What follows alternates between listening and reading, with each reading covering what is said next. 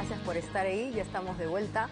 Vamos a hablar de la situación de las casas de apuesta, muchas que nosotros ubicamos de manera virtual. ¿Qué está pasando con ellas? ¿Van a empezar a pagar tributos? ¿Esto es posible o no?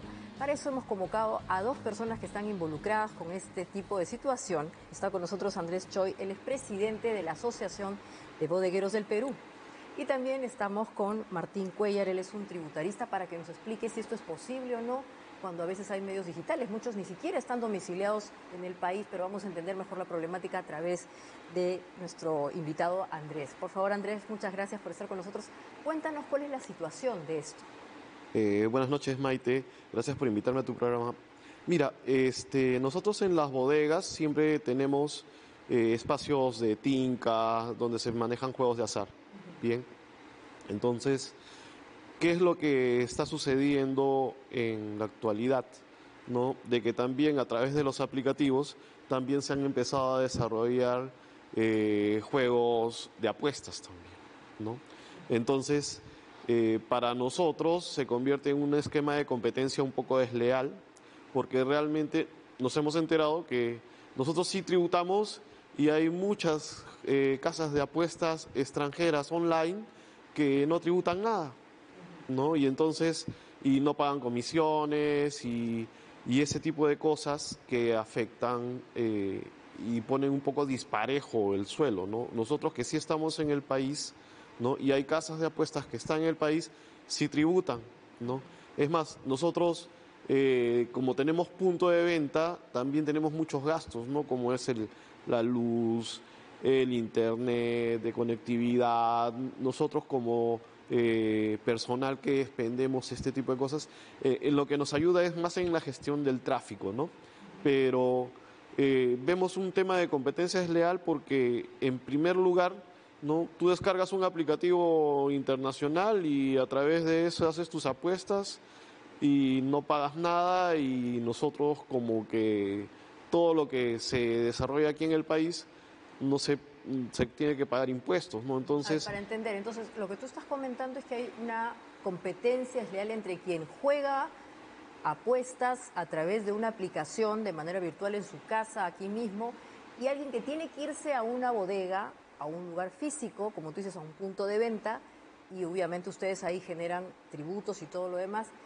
No sé si se percibe igual, pero esa es la situación que implica la competencia desleal. no, te explico. Hay casas de apuestas locales, que justo estaba hablando con cierto tributarista, que tienen un punto de venta aquí en el país, Claro. una sucursal. Ellos sí pagan impuestos, ¿ya? Pero hay casas de apuestas extranjeras que no tienen localidad acá y ellos no pagan impuestos porque no están acá Y porque están usando medios y digitales. porque están utilizando estos medios digitales. Y también se convierte en una competencia para nosotros. ¿Por qué? Porque como no tienen localidad, ¿no? Nosotros no podemos competir con ellos, ¿no? Ahora, cuando nosotros hemos hablado con los socios, los montos de apuestas y los premios de estas casas extranjeras son más altos, ¿ya? Claro. Entonces, ¿por qué? Porque no pagan impuestos, porque no tienen todo un costo administrativo aquí en el país, ¿no? Entonces, lo que vemos acá es que hay una competencia desleal por esa razón, porque hay casas de apuestas extranjeras que trabajan en el exterior y que no tributan. Y hay casas locales que sí tributan y que encima nos ayudan a nosotros a poder también generar un tráfico en nuestro negocio, ¿no? Claro.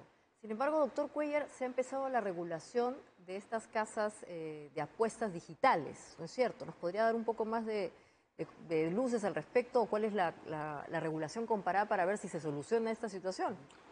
Por supuesto. Bueno, definitivamente la realidad de los emprendedores llamados bodegueros, ¿no? Representados por el señor Choi, es una realidad que tiene una dimensión tributaria, ¿no? Justo conversábamos antes de entrar de que muchos de ellos están en el RUS, seguramente otros están en otro régimen tributario.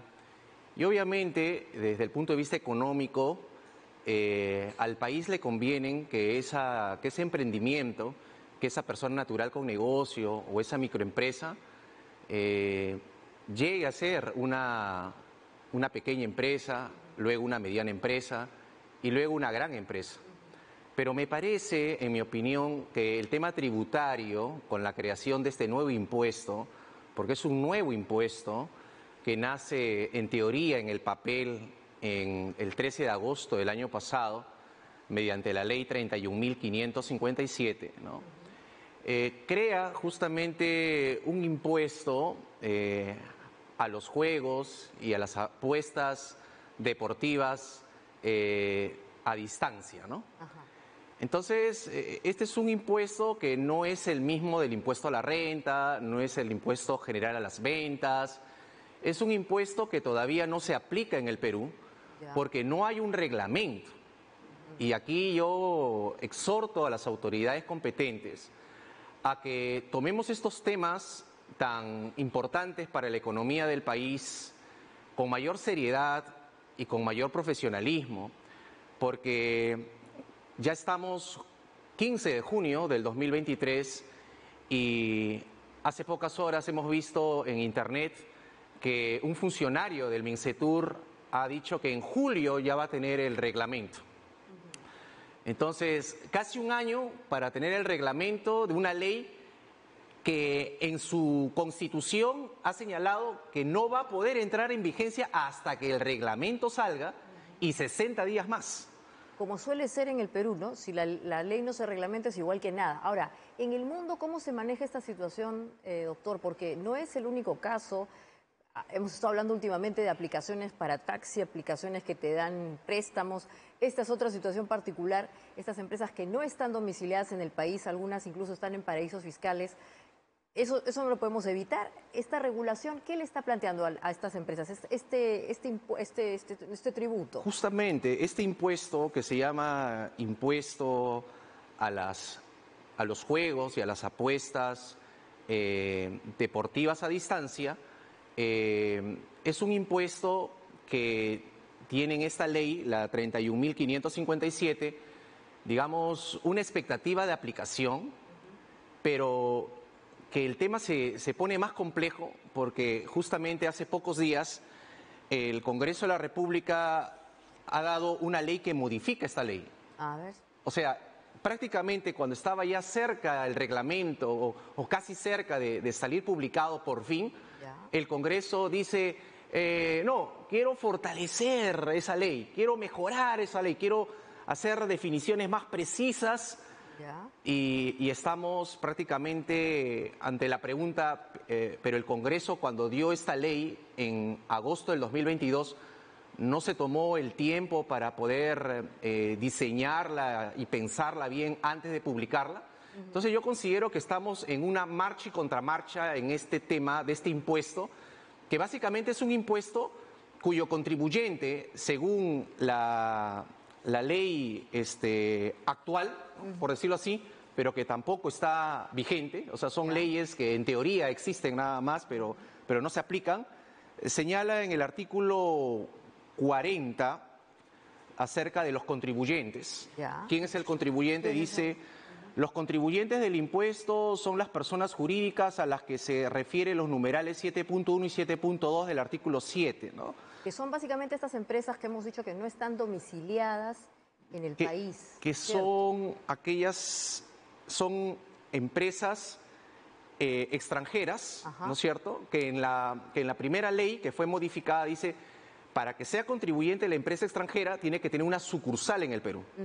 Pero en la nueva ley que ha dado el Congreso recientemente omite esa parte de la sucursal. Dice simplemente, y las empresas extranjeras que también brinden, se dediquen a esta actividad económica, ¿no? Claro. Entonces como que lo ha ampliado, pero la crítica que yo como abogado tributarista quiero hacer es que se está legislando no tomándose en consideración la real capacidad de la SUNAT para poder recaudar este impuesto nuevo, que básicamente grava con una tasa o alícuota de 12% sobre la base imponible, que es el ingreso neto mensual a los contribuyentes. Es un impuesto mensual. Ahora, el monto de las transacciones es importante, ¿no es cierto? O sea, estamos hablando de 4.500 millones de soles en ganancias al año que habría percibido este sector. No es poca cosa. ¿Qué ha pasado? ¿Por qué recién hemos despertado de esta situación? Porque estas empresas están aquí ya un buen tiempo. ¿Qué es lo que, cuál fue el detonante? Bueno, cuando se empezó a hacer el análisis, se veía también este tipo de actividades, pero como dice el doctor, no, casi nadie le daba importancia, ¿no? Entonces ahora cuando el Congreso se ha dado cuenta y han visto con los temas, entonces acá hay un tema que estamos perdiendo recaudación, ¿no? Y también a nosotros nos afecta porque realmente pues tenemos una competencia desleal en este sentido, ¿no? Entonces, lo que se quiere es un poco emparejar la pista para que tanto extranjero como local puedan tener los mismos tributos, no pagar grandes cantidades de premios, ¿no? Porque como tienen un mayor ingreso, pueden pagar más premios, entonces ya se convierte en un tema un poco más desleal y diferenciaría acá. Y otro de los temas también es que no sabemos qué es lo que opinan la recaudación interna, ¿no? Porque en el caso, por ejemplo, nuestro, en el tema de la recaudación interna, a cada rato nos imponen nuevos impuestos para recaudar más, ¿no? Pero a los extranjeros no les ponen nada. Por ejemplo, ahora último hemos tenido el tema del aumento del impuesto selectivo al consumo, que ahora es reajustable de acuerdo al índice de precio al consumidor. O sea, los que vivimos aquí en el país, o sea, nos obligan a tributar más, pero los extranjeros no tributan. Entonces, en algunos casos, cuando yo participaba en estas mesas, las casas de apuestas locales decían, a mí me convendría mejor irme a un paraíso fiscal, pues, ¿no? Porque para tener los mismos beneficios que tienen las casas de apuestas internacionales. Parece que hubiese una discriminación ahí, Así es. doctor, ¿no? Porque el elemento crucial acá es que como no están domiciliados, seguramente no se sabe dónde se produce parte del hecho que se va a tributar, pero aquí la norma ya estableció una claridad, o sea, ¿cuándo? Porque el hecho impositivo, ¿cuándo se genera? Justamente hablando de claridad, en mi opinión, la ley 31.557, con sus errores y omisiones que las tiene, me resulta, digamos, más entendible que la ley que modifica esta ley, ¿no? O sea, la reciente, ¿no? Pero yo considero que acá hay que separar las cosas, porque si bien es cierto el sector de los emprendedores, llamémosle los bodegueros, que de por sí ya hay el régimen MIPE y un tratamiento para ellos, yo creo que hay que separarlo con el tema de los impuestos digitales, que es un tema donde el Perú todavía no ha dado grandes pasos. Y que vamos a hablar de eso, doctor, prontamente, porque definitivamente todavía estamos en pañales. Con exactamente, eso les quiero agradecer estamos en pañales, estamos empezando recién. Así es, les quiero agradecer mucho por su presencia y con ustedes vamos a cerrar el programa porque en verdad estos temas necesitan más tiempo, los vamos a ver prontamente, pero vamos a ver ahora la imagen del día, con qué vamos a cerrar, que es una colaboración de un tuitero. Ah, no, estamos viendo otra. También es una colaboración de tuitero. Esta es una película que se hizo muy famosa hace unos años atrás, Full Monty. Va a volver en una nueva versión a través de una de estas plataformas que también son digitales, el streaming, seguramente vamos a estar muy atentos a eso. En su momento generó mucho debate acerca de los estereotipos masculinos. Vamos a ver qué nos da su nueva versión en el siglo XXI. Y con esto nos despedimos. Muchas gracias por haber estado con nosotros. Nos vemos mañana. Como siempre, like si les gustó. Hasta mañana.